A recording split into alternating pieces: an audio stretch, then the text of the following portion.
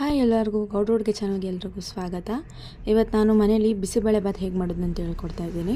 ಬನ್ನಿ, ಮೊದಲಿಗೆ ನಾನಿಲ್ಲಿ 2 ಗ್ಲಾಸ್ ಅಷ್ಟು ಅಕ್ಕಿ ಹಾಕ್ಕೊಂಡಿದ್ದೀನಿ. ಹಾಗೆ ನಾನು ಯಾವ ಗ್ಲಾಸಲ್ಲಿ ಅಕ್ಕಿ ಹಾಕ್ಕೊಂಡಿದ್ನೋ ಅದೇ ಗ್ಲಾಸ್ ಅಳತೆಗೆ ಬೇಳೆಗೆ ಹಾಕ್ಕೊತಾ ಇದ್ದೀನಿ. ನೋಡಿ, ನಾನು ಇದರಲ್ಲೇ ಅಳತೆ ತೊಗೊಂಡಿರೋದು. ಈಗ ಇದನ್ನೆಲ್ಲ ವಾಶ್ ಮಾಡಿ ಕುಕ್ಕರ್ಗೆ ಹಾಕ್ಕೊತಾ ಇದ್ದೀನಿ.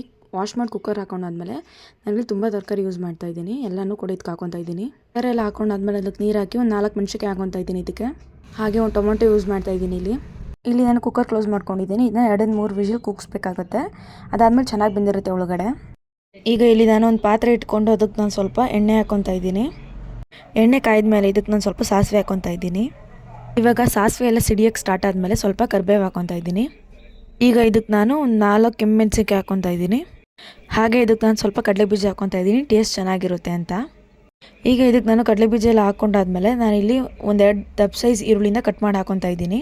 ಈಗ ಇದನ್ನೆಲ್ಲ ಹಾಕೊಂಡಾದ್ಮೇಲೆ ಚೆನ್ನಾಗಿ ಹುರ್ಕೊಬೇಕು. ಇದನ್ನು ಬ್ರೌನ್ ಕಲರ್ ಆಗೋವರೆಗೂ ಇದನ್ನೆಲ್ಲ ಚೆನ್ನಾಗಿ ಹುರ್ಕೊಂಡಾದ್ಮೇಲೆ ಕುಕ್ಕರಲ್ಲಿ ಕೂಗಿಸ್ಕೊಂಡಿದ್ವಲ್ಲ ಅದನ್ನು ಇದಕ್ಕೆ ಹಾಕೊಳ್ಳೋಣ.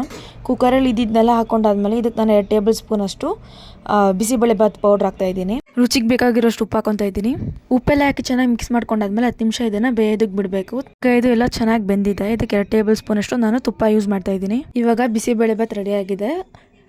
ನೀವು ಒಂದ್ಸಲ ಇದನ್ನು ಟ್ರೈ ಮಾಡಿ ಮನೇಲಿ, ತುಂಬಾ ಟೇಸ್ಟಿಯಾಗುತ್ತೆ. ಇನ್ನು ಹೆಚ್ಚಿನ ವೀಡಿಯೋಗಾಗಿ ನಮ್ಮ ಚಾನಲ್ನ ಸಬ್ಸ್ಕ್ರೈಬ್ ಮಾಡ್ಕೊಳ್ಳಿ, ಲೈಕ್ ಮಾಡಿ, ಶೇರ್ ಮಾಡಿ.